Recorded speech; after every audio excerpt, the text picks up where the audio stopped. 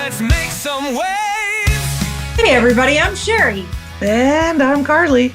And welcome back to the Push-Up Girls. You took the words right out of my mouth. That's what I was going to say, is welcome back to the Pet Shop Girls. But you always have something quippy to say. What you got? Season 2, everybody. We're in season 2. You would have just, if you missed the first episode of season 2, we were live at Super Zoo. And it's always a blast. It's a crazy party. So if you didn't listen to that, check it out. You have to, because and if you missed Super Zoo, definitely you have to go back and listen, because you got to hear about all the things that we saw, all the things that we did. All the things. All of the things. My quippy thing for today, quippy. If it's not a word, it will be now. I'm going to call you quippy now. Okay, sure, why not? Some people call me CP, you'll call me quippy. I would say, okay, here's the thing. No matter how long you've been in the industry, you have likely noticed a change from when you got into the industry to where you are today. If you are just starting your journey, and maybe you were a pet parent before, but not a pet pro, you've probably noticed things have changed. Even as a pet parent, think back to the day when kibble was just what we fed dogs. Like, you had to go get your dog food, time to go get my dog food, and you'd come back with a great big bag of kibble, and nobody thought twice about it. And a box of pressed rawhide that looked like waffles or like lollipops. Do you remember those? and a big box of milk bones. Yes. Okay, so things have changed. My pet pro friends. Well, and yeah, okay, so I got into this industry, before 2006, but I opened my store in 2006. Mm-hmm. And this was a shocking number to me. Yes. When I started in 2006, the pet industry sales were $38.5 billion. And Carly, where are we projected for 2025? $157 billion. That's crazy. But that is means more than 3x. That's almost 4x. That's crazy. But that means that it's a healthy industry and there's enough business for everybody. That, and you know what else? I think so when I was doing my business plan, like you and I kind of talked about, before we put this information together, because I think there's some really valuable insights in here, but also we want to give you some really easy tweaks to prepare for the change that is happening in the industry.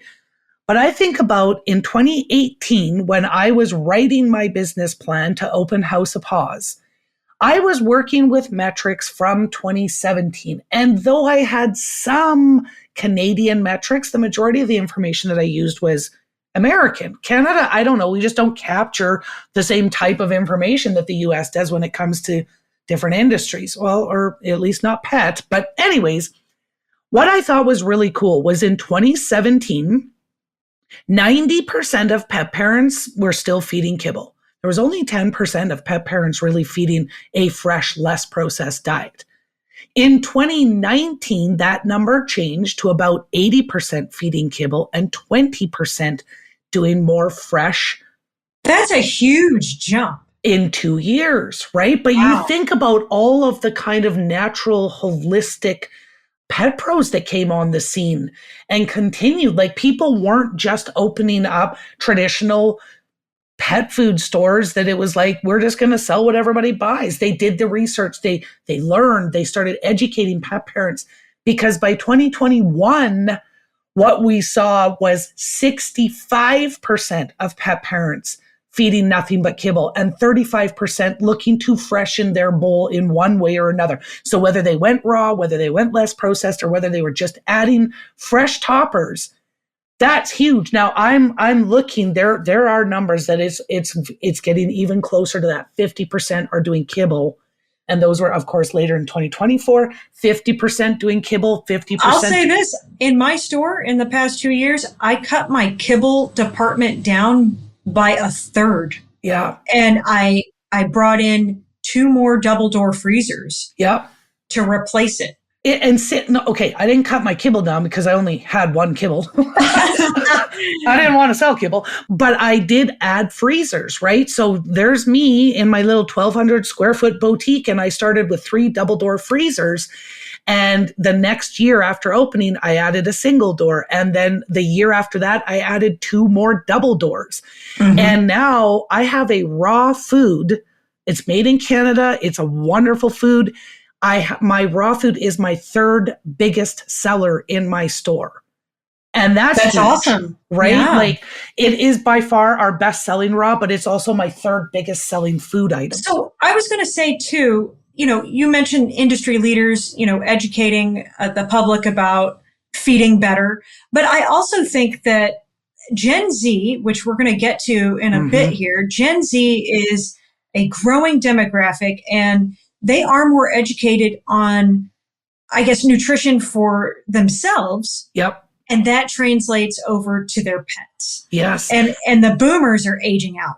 And the other thing that Gen Z kind of brings to the table is that we've talked about this before too, right? They were born with a cell phone in their hand. Mm-hmm. So they're consuming a lot of digital information regularly all the time. And there are so many pet pros out there that have spent a lot of time and effort in educating not only the people in their store, but their social platforms, which that Gen Z generation is consuming on a regular basis. So they're seeing that, oh, I don't want my food preserved with BHT and BHA. Oh, I don't want to feed processed kibble all the time. Like they're learning that from birth because they're constantly seeing that kind of stuff on their feeds. Exactly. And that brings us to our next very interesting statistic that Carly, you had brought up about Smuckers. Yeah. So in June, a couple months back, in June, Smuckers reported a drop. And I shared this into our Indie Insider group. Hey, you guys, if you are brand new, to the Pet Shop Girls podcast, and you are just finding us now, first of all, you've got a whole season 1 to go back and listen to. But secondly, you need to join our Indie Insider group. This is our private Facebook group just for independent pet pros. And you can be a store or a brand or a manufacturer or a vet or a dog walker or a groomer, as long as you're independent, because no Smuckers allowed. But so in June, I shared into our group that I had just seen Smuckers reported this, because I also shared this on my House of Paws information. And I was applauding pet parents, because why has this change happened? Because our pet parents are making better choices. They want better for their pets. They know more now, and they are asking for better from pet food manufacturers. So, but I was beat up by a couple of the trolls on TikTok and Instagram saying, like, you don't understand how to read financial reports. I'm like, I didn't write the report. I'm literally reading what Smuckers shared. So anyways, Smuckers reported a major drop in their pet food sales, and they lost over $159 million in pet food sales in the past year. And 57 of that vanished in the previous 3 months. That is incredible. That's like, I was like, they must be peeing their pants. What, And look at your first stat though, Sherry, that in 2025, we're projected to hit 157 billion in the US, and Smuckers lost 159 million. Now, let's remind everybody. Is that 10%? Sorry, is that 10%? Oh, I don't know. But okay. I just wanted to remind our listeners what food Smuckers makes. Isn't that like Meow Mix and pepperonis and chips, I think. Yeah, I think Meow Mix is the only food left that they make, but they do make some of those nasty grocery store treats that we don't want to feed. That is so interesting to me. So obviously there's a decline there, but here's some other stats. You had mentioned mixers and toppers, which you can use to boost the bowl, even if you're, no matter what kibble you're feeding. And those are up 129% and for dogs and 138% for cats since 2018. Well, and I think that that is what is contributing to that number so drastically dropping from 90% kibble feeders down to 50%. So are part of that other 50%, let's say the half that is more fresh feeding, are they still feeding kibble? Yes, they probably are, but not just kibble. And that's progress, right? Because we used to dump a scoop of pellets of ick into the dog's bowl and go, oh, Fluffy's been fed. But now we're going, oh, okay, I'm going to take away some of that kibble and I'm going to use some of those fresh toppers, whether I buy them in a store or I'm adding some yogurt from my own fridge or I throw in an egg, some berries, some cucumbers. Fluffy is getting a more diverse diet and less ultra processed and more fresh food. So toppers, fresh alternatives, less processed options. Definitely write that down, Pet Pro. You want to make sure that your team knows how to sell these things. You want to make sure that you stock them and you want to educate pet parents on how beneficial it is. It's like the entry level into absolutely somebody who's fed kibble their whole life probably isn't going to say, I'm just going to start feeding raw right now. Usually not. Right. So it's a good stepping stone. Yeah, 100%. Hey, my Pet Pro, have you ever wanted your own branded line of quality pet chews like Sherry has? Yeah, and you know where I get them? Aardvark Pet Products. They're my secret weapon because they offer a private label program just for indie pet stores with low minimums and no hidden fees.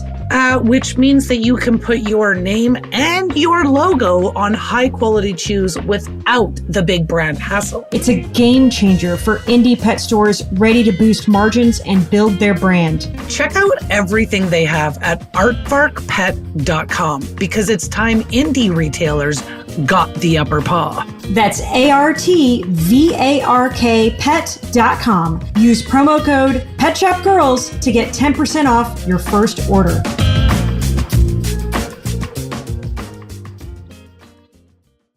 So, along the wellness track, other things that have grown are vitamin and supplement usage. So, my supplement department, and I've been open about this, I've always struggled with supplements, but I will say my supplement department's been doing pretty good this past year. And that's because it's up about 6% year over year. Yeah. With dog and cat owners. Yeah. And I would say that when we first opened, I had some supplements. I didn't know a ton about supplements, but I had some supplements. And I would say that I felt like our supplement section struggled. And BT dubs, my supplement section was a shelf. And as a tiny one at that. But I still felt like it struggled because we didn't know how to talk about it. We didn't know how to recommend it, when to recommend it, what it would help with, the different ailments that furry guys are suffering with, that supplements can help with. Our supplement section in my store has expanded, and I'm going to say significantly, because now it takes up one entire section, not one party, like tiny little shelf in my store, one entire section, and it's overflowing into other sections of my store. And I know at first when I opened too, I was like, well, no, I already have a supplement that does that. So I don't need another supplement that does the same thing. And now with almost 6 years under my belt, I am looking for a variety of supplements that do the same thing, but come in different formats or from different brands, because maybe Fluffy doesn't like this supplement, but really needs it. But if I could find it in a different format or by a different brand, maybe Fluffy will take like that. A powder versus a tincture. Exactly.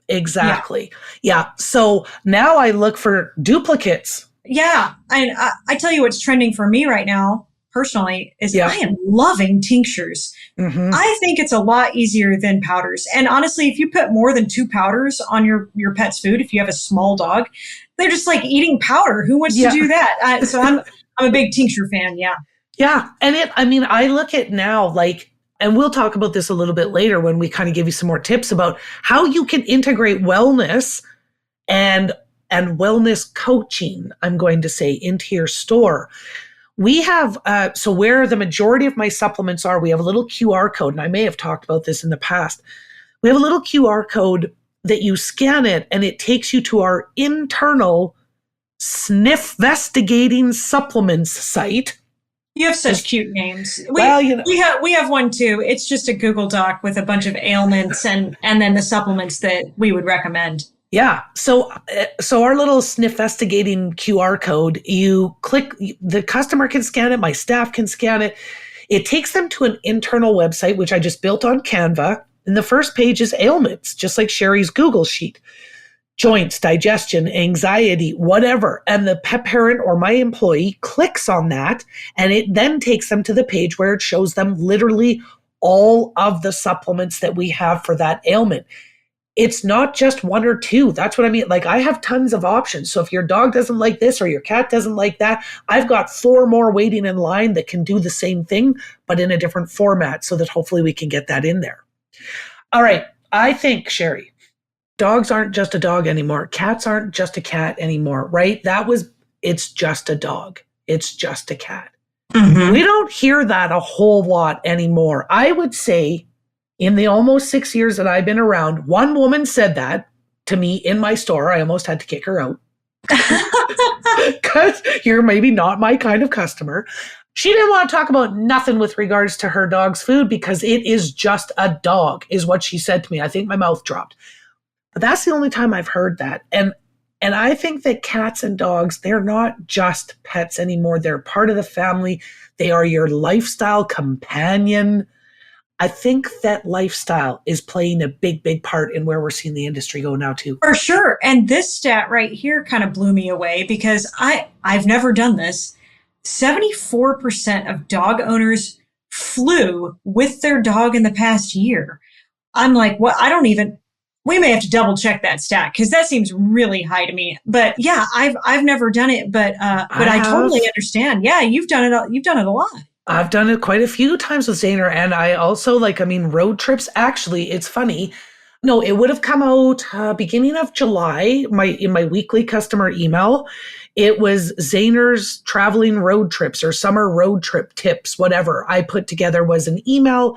Like, if you're traveling with your furry guy, because hey, they're going to go back and forth with you to the lake. They're going to go across Canada with you and go out to BC or go out to Newfoundland or wherever you're going to go. The furry guy's going with you. So here's some tips on how to travel with them. And then I literally made a check sheet, like a checklist. So if you're traveling with your furry guy, here's your checklist for travel to make sure that you've got all his good stuff. I will say our collapsible bowls, our airline approved travel bags, they've all done very well in the past couple of years. Mm-hmm. So yes. And to add on to supplements, calming supplements, because if the furry guy's not quite used to traveling at this point, or maybe he likes coming with you once he gets to the lake, but that getting there is the stressful part, the different supplements and natural options to calm and soothe the furry guy while he travels. You just gave me an idea. Travel end cap. Like a travel display would be nice. Mm-hmm. Okay. Let's talk about something big, big, big. And that's what everybody has been saying. And that's that this is the year of the cat. Yes. Okay. And I'm going to start this off with my cat department forever has only made up about 8% of my business. Mm-hmm. Now, half my business is services. So that aside, but 8%, I'm like, how I've struggled with what do cat people want? How can I grow this cat department? And this year, it's being blown out of the box. Out of the litter box. Yes. Yeah. There's so many people have cats and they are treating the cats better big time than they used to. They're not feeding the meow mix anymore, you know? Yeah. And Gen Z, I think they're big on cats too. And I have noticed a big uptick in cat customers coming in lately and looking for quality nutrition. I've seen a significant increase in my raw cat sales as well. Like, I'll tell you that my raw cat sales, when I first opened, if I was carrying a food, I carried every recipe for both dog and cat in that brand. And my cat, of course, because it's the best of the best, right? I'm not carrying Friskies and Whiskas. I'm carrying literally like high-end premium products. And my cat products would sit there and expire on my shelf or in my freezer. And I'm like, that's it. Like, I'm only going to carry a little bit for cats because nobody treats their cats well and all the things.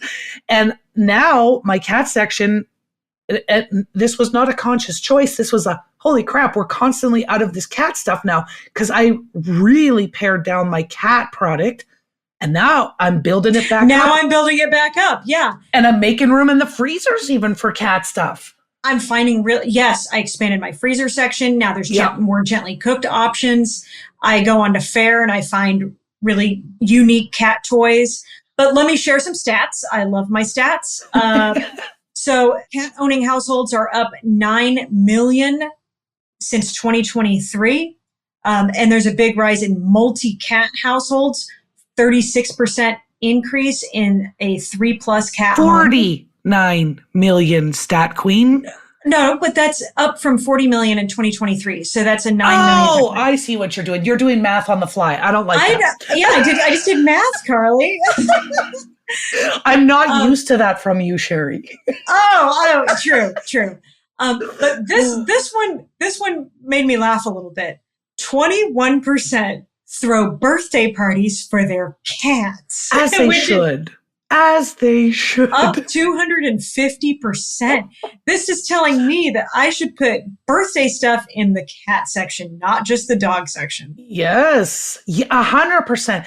And it's funny too, when I was reading these stats, I'm like, yes, I have had this influx of customers all of a sudden coming in looking for harnesses for their cats. I know. I've always carried just a one style of harness for cats, but sometimes it'll sit there for 6 months. And mine have been. Like I used to regularly order my cat harnesses, and then it seems like the last time I ordered cat harnesses was literally the last time I ordered cat harnesses. And all of a sudden, I'm getting all these people coming in. I literally had a lady come in the other day with her phone in her hand. I'm looking for this harness, and it was my cat harness. And I'm like, well, here it is. And she was the third person that week. And I'm like, what is happening? So it was interesting to see this stat, because kitties are getting training, that the amount that is up that have their leashes. And of course you need the little harness for the kitties. So it's great to see, but I guess I was more focused on how many new cat customers I was getting in looking to do better for their cat, saying like, I've been doing some research.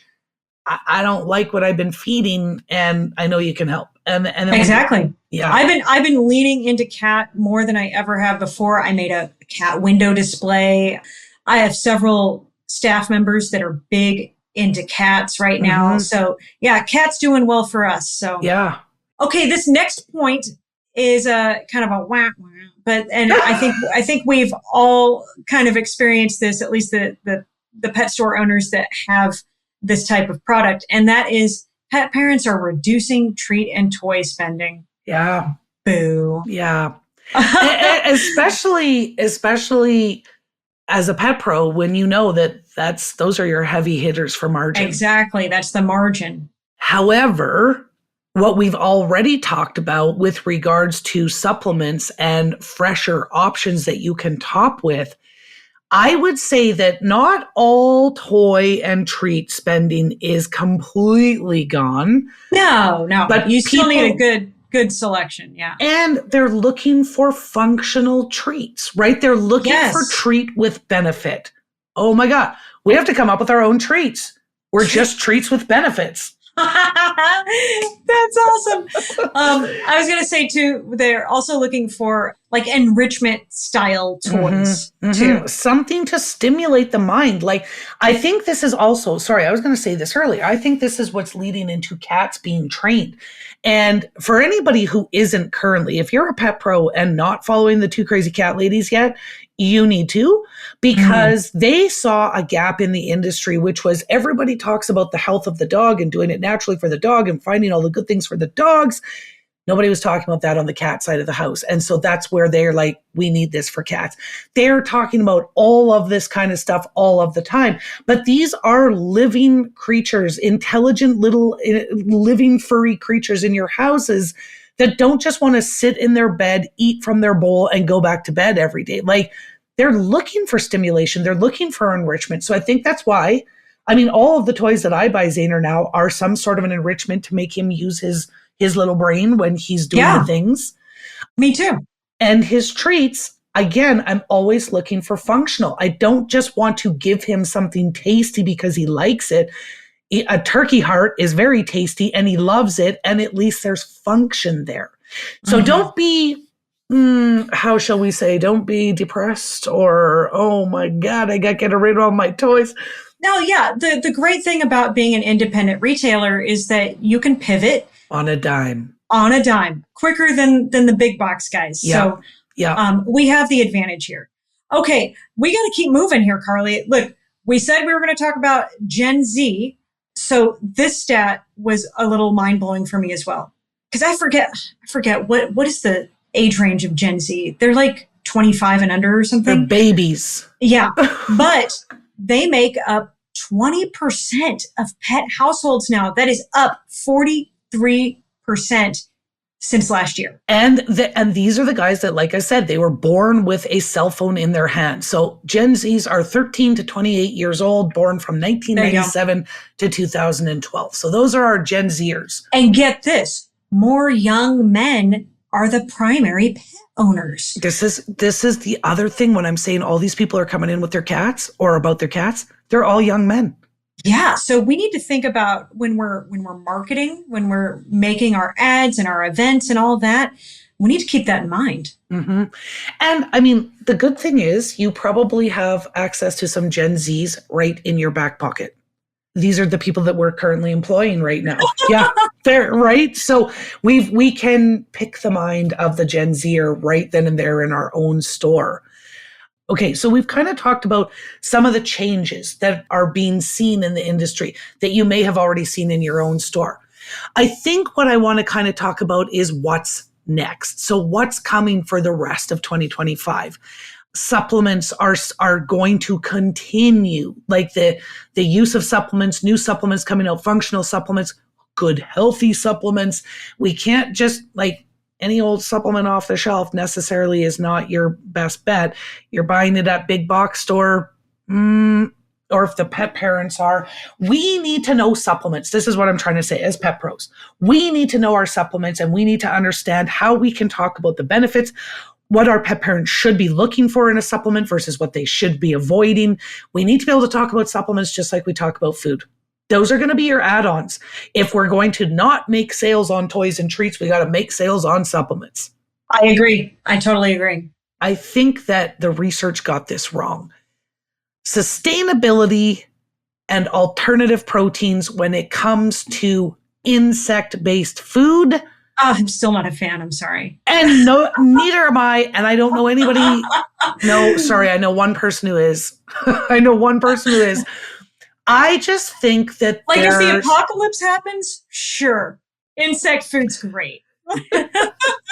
I think, there's a lot of brands out there that when they think they're being innovative by coming out with some insect food and they're like, it's just a slow burner. I'm like, this is a swing and a miss. And so far, that is what I have seen. I have not had one pet parent coming in asking for insect-based food in 6 years. I have never had a pet parent who have said, my dog is allergic to every protein on the planet, because that is the only time that I would be comfortable saying, well, hey, maybe your animal should eat an insect-based food. Insect-based treats, I think, may see a little bit more. I have tried that, but I think I tried too soon. I did it like 5 years ago. Yeah. And it did not do well in my store, but I haven't tried recently. So it could be different now. And hey, take this for what it's worth, because I'm not the industry researcher or anything, but in my opinion, I think insect-based treats may see a bit more traction than food. And the lab-grown meat, the only way that I see a pet parent going, yeah, I'm all for lab-grown meat, is if they're eating it themselves. Or if the apocalypse happened and or we had that. To. So I'm going to say that this is all apocalypse dependent. We talked about it a little bit, like the enrichment, but we didn't really talk about the luxury side of things, unless you totally read between the lines. When I'm talking about pets being family, they are getting more luxurious things. Remember when the dog blanket used to be an old ripped up towel that nobody in the house would use anymore? That's not the case anymore. Fluffy has their own faux fur blankie and a nice little bed with princess written on the side.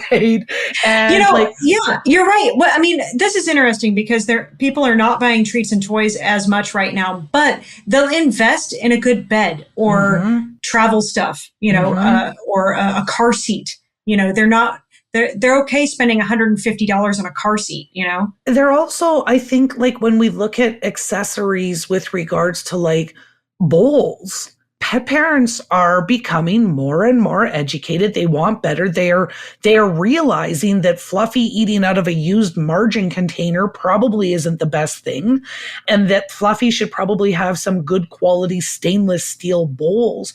So there are places where we can invest in our inventory to ensure that we are providing those better, possibly what could have been considered luxury items for the dog before.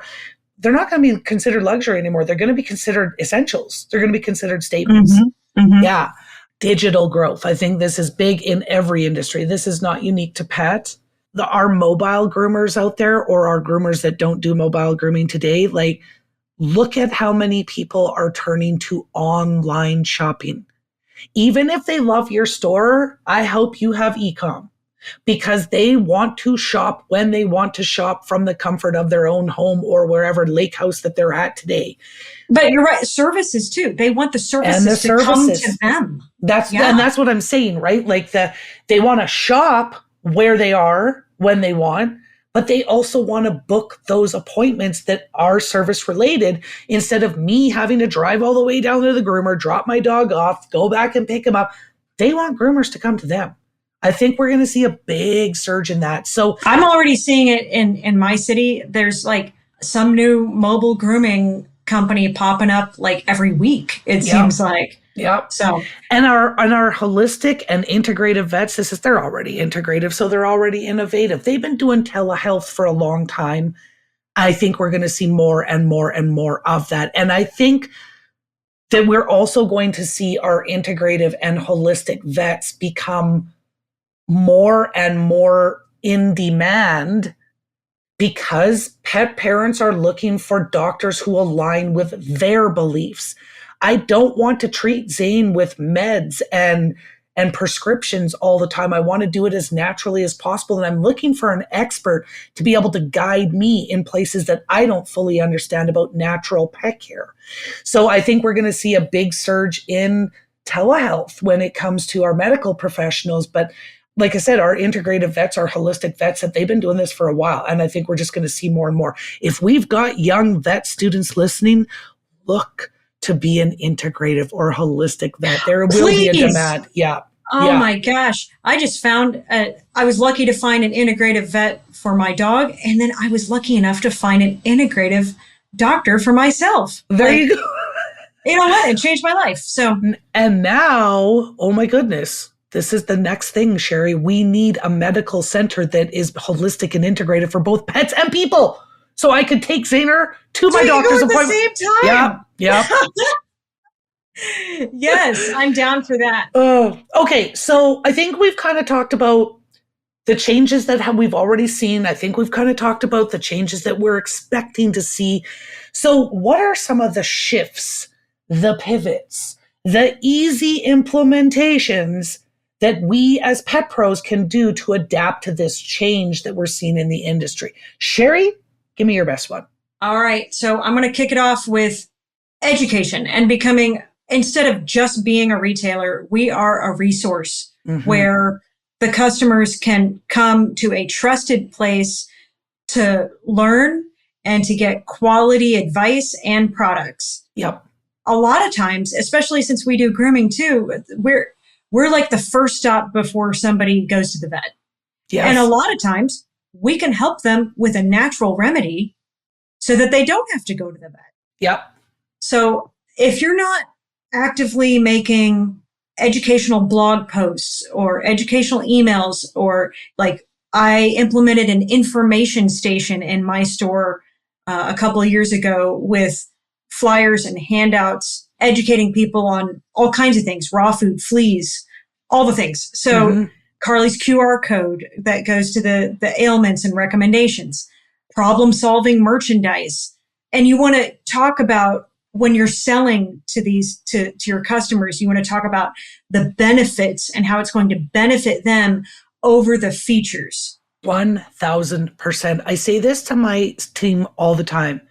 People do not buy features, they buy benefits. And like, so I give them an example. And the easiest example I can give is how, like, when we first opened, my brands were coming to me going like, holy crap, you sell a lot of bone broth. We don't have stores that sell this much bone broth. But it was because I talked about the benefits that it provided the animal. So I talked about the fact that when you feed bone broth, you can get rid of Fluffy's tear stains.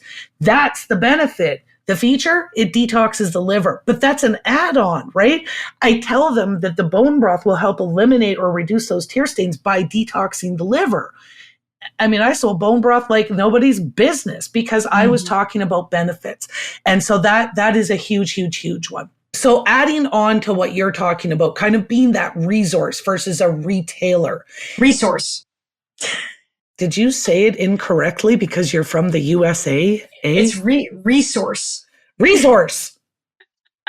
That right. That's because you guys say human resources. Yeah. Resources. Oh my gosh. There's no Z in there. Okay. So adding on to being a resourcers, not just a retailer, but that valuable resource for pet parents to rely on, is building that trust through education, right? We want to be able to explain the benefits. We want to fully understand our products. I don't think this is breaking news for any pet pro out there. They're aware of that. But this is our chance to do those kind of micro consultations with customers. We offer in my store, this kind of became a necessity. Because of our social reach, we are reaching pet parents all over Canada and the US. And we can't sell to the US. I don't know what changed. It was a couple of years ago. Anything we tried to ship across the border gets shipped back. I have been trying to work with the Canadian government on this. It's impossible. But I still want to help those pet parents. But they would call our store and they would have questions for an hour. They're pulling one of my people off the floor for an hour. And the problem with that is that I've got my people in store to handle and serve the customers that are coming into my store. And now one gets pulled off the floor for an hour because they're doing essentially a mini consultation with a customer in North Dakota or wherever they are, right? They're never going to shop with us. And that's not my issue because I like the fact that we can help pet parents everywhere. But my issue is then I don't have enough staff in store. Time is valuable, you know, and the knowledge is as well, right? So we offer both virtual and remote and in-store consultations. And I can't tell I would say the majority of our remote bookings are US. And we're doing consultations, and then we look up stores that we can send them to that kind of sell the products that we're recommending. But it's very thorough, and in store, it's still happening in store. You're a customer of mine. I'm not charging you for this consultation, even though I'm probably saving you money by you not having to go to the vet because your dog is itchy. One of the number one reasons that pet parents go to the vet, and I can fix that for you in my store. So we need to build that trust with our customers. This is the longest way of saying just build those relationships where your customer trusts you as the expert that you are. Awesome. Okay. We're talking about how pet businesses can adapt, embracing recurring revenue models. So e-commerce, if you don't have a subscription option on your e-commerce site, look into that. And actually, my e-commerce site didn't have that capability until recently. They're about to have that capability in a month, and I am super excited to implement that on my website. Also, loyalty programs. We've talked about loyalty programs before in other episodes, but that way it rewards consistency over one-off deals to customers. Do you have anything to add to that? Carly? Well, it was just something that I was thinking about a book that I did not read.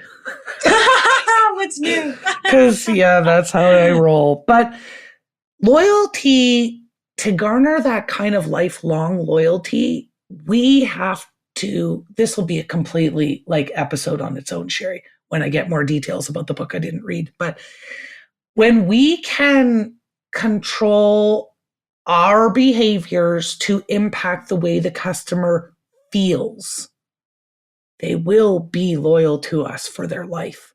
When we worry about how they feel, right? So they may not remember exactly what they bought from us, but they will remember how we made them feel. And I think that when this doesn't sound right in the right area because I'm talking about feelings and technology, but when we're appealing to what that customer wants, like I feel like I just want to order from you online. I feel like I wish you had a subscription service. When we're appealing to the things that they're asking for and we make it obvious that, hey, we heard you, we implemented because we knew this is something you wanted, we're actually impacting how they feel about us as well and how they feel in general. Well, and sometimes I feel like I want to go into a store and touch things. Yes. And you know what? Gen Z is into that too. They're not about all online. So you need to make sure your in-store experience is clean and pleasant. Yeah. Yes. And I think too, okay, so when we're talking about being that resource. We're talking about building trust with education. We're talking about hearing what your customer is asking for. I think for those who do want to go in and touch and feel and actually like drive somewhere to buy some things, the way that your store is set up and now you're going to kind of expand that expertise so that if you are not because maybe you want to walk in there and do the touching and feeling on your own, but I'm not interested in talking to you. I want to touch some things before I buy the things. But if you have that kind of educational content throughout, if you have your store merchandise, so like, hey, here are those enrichment type toys. Here are those functional treats. And maybe you just have small signage that says, hey, itchiness, ? Try me. Or, The silent sellers. I'm all about 100%. signage in the store because some people just don't want to talk to you. Yeah. But if you have a sign there that tells them about the product, your job is done. Yeah. Well, and I'm starting to use a lot more QR codes. It doesn't happen that often in my store where people are having to self-serve because we're tiny, but there are times when we have more customers in the store than staff. And it would be nice that if they had a question about something, they could almost go, oh, I have a question. Yes, I'll click the QR code and get my answer. I don't want people to underestimate the cat boom. Yep. Yeah, look for your quality cat. I have said this to manufacturers. I've said this to customers. I've said this a 1,000 times since I opened my store.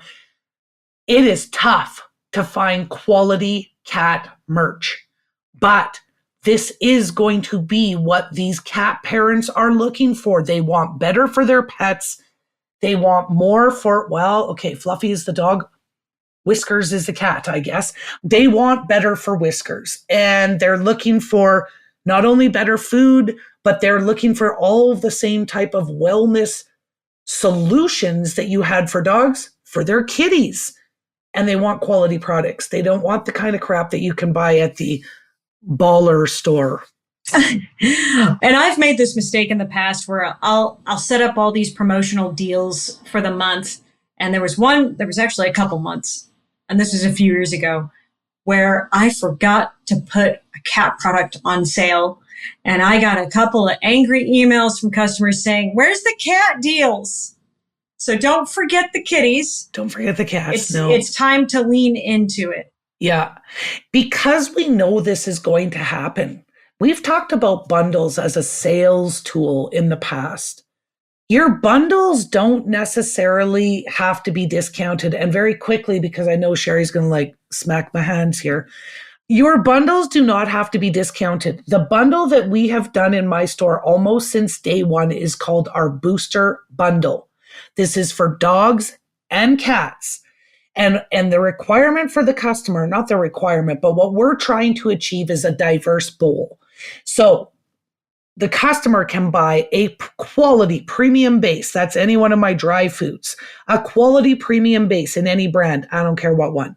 Something to hydrate, a hydration booster, bone broth, goat's milk. I don't care. I don't care what brand either. And then they buy a less processed option. Maybe it's freeze dried. Maybe it's dehydrated. Maybe it's baked. I don't care. A topper of some sort? A topper. And then they buy fresh from the freezer. I don't care if that's a veggie add-on. I don't care if it's sardines or quail eggs or raw food. But they buy one item from all four of those categories and they get a $10 bundle buck to come back and do it all over again. I don't discount the bundle. I just give them $10 to come back and do it again. But I would say that if you can either have signage to talk about your bundles or create displays that show the bundles and maybe some complimentary supplements that would go with that bundle so that you can talk about it, you can explain it, you can make sure the customer fully understands, they're probably buying that bundle 8 times out of 10. That is such a good tip. I like the booster bundle. Boom. And on that note then, boom, we're done. Bye. See you later. Bye. No, I'm definitely I'm gonna try that because usually when I've tried bundles, I discount the whole thing and you know what, it's a hit and a miss sometimes. So I like that you offer a discount when they come back. Yeah, they get no discount on the bundle. They are paying full price. But I have no restrictions. I don't care what the brand is. I don't care what the food is. I don't care. I don't care. As long as you buy a premium base, a liquid booster, a fresh, a less processed booster, and a fresh booster out of my freezer, you buy one of those 4 things. And I don't care if it's the smallest one from each brand that you can find the cheap. I don't care. Then you get a $10 bundle buck to come back and do it all over again or spend that $10 on whatever you want, but you're coming back. And I just improved your animal's diet and they're going to love it. And the customer will come back because the dog loves it or the cat loves it. But I'm thinking with regards to this, we know that there's going to be this cat boom is happening. We're in it.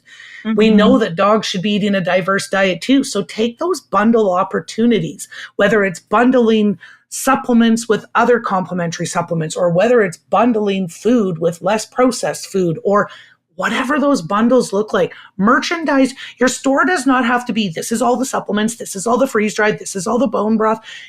Your store can be mix and match. I tell my guys all the time, we do not sell from the back of the store. So if you have an empty peg or an empty shelf and we've got back stock, bring it out. I don't care if you're putting it somewhere that it doesn't normally go. Make it look nice. Yeah, I'm all about clip strips, cross merchandising. Yeah. And as long as, a lot of times, maybe you've had this product for forever, but people have just not noticed it in that area of your store. All of a sudden you put it 6 feet across the room and they're like, oh my God, is this new? No, we've had that forever. But they just never saw it before, right? Okay, one last quick tip. It's the second show, Sherry. Okay. We always, every year, we bring in our edible bubbles. Every summer, we bring in our edible bubbles. And so some years we have some bubbles left over from last year, but whatever. We always get the new flavors and all the things. So anyways, we had our bubbles on the shelf where they kind of sat over winter, but now summer was here. And we had mushrooms up at the front counter, at the till, but they'd been there for a while. Anyways, we moved our bubbles up, and as my other bubbles were coming that I had just ordered, we had 13 bottles of bubbles, and I ordered my bubbles. It took about a week, but in that week that we moved them to the till, we sold 11 bottles of bubbles. Oh. Just by moving them. Bubbles by the register. So way to go. And the peeps are scooping them up. Zayner is a terrible bubble salesman. I just let people sniff the bubbles in store now, because when I blow bubbles at Zane, he's like, ew, don't let it touch me. And I'm like, oh, babe, you're the worst bubble salesman. Well, that's because the bubbles are really big to him. He's only 4 pounds. You can see the look on his face. Ew, gross, it touched me. And I'm like, yeah, nobody's buying bubbles when Zayner is doing the selling of them. That's okay. I want to see a video of that. That would be a fun video. I should do for you to that. post. Yeah, I should. Is it made Anyways. it? You know, it actually might sell bubbles. You would think that it wouldn't, but it probably would. I could try. Okay. This was jam-packed. Jam-packed. Carly. Totally jam-packed. Oh my gosh. I suspect she probably cannot see the timer, you guys, but I know you guys all liked it. So anyways, Pet Pro, until next time, bye-bye. Bye. All right, Pet Pro, that's it for this week. Don't forget to follow, like, and subscribe. Just hit all the buttons. And if you want more, join us in the Indie Insider, our private Facebook group for pet pros. Then you'll never miss the podcast that makes you sit, stay, and beg for more. The Pet Shop Girls. Pet Shop Girls. Okay, my pet pros, you got a minute? Let's talk about one of my favorite things to talk about. Training. You know how hard it is to keep your team educated on all the different brands you carry. Right? And that is where Retail.pet comes in. It's a free, easy-to-use platform where your staff can learn all about your favorite brands in one place. No more chasing reps or random PDFs or remembering 5 million logins for each brand website. Retail Pet keeps your team sharp, your customers happy, and your sales strong. Exactly. So if you're not using it yet, sign up at Retail.pet. It's made for pet retailers like us.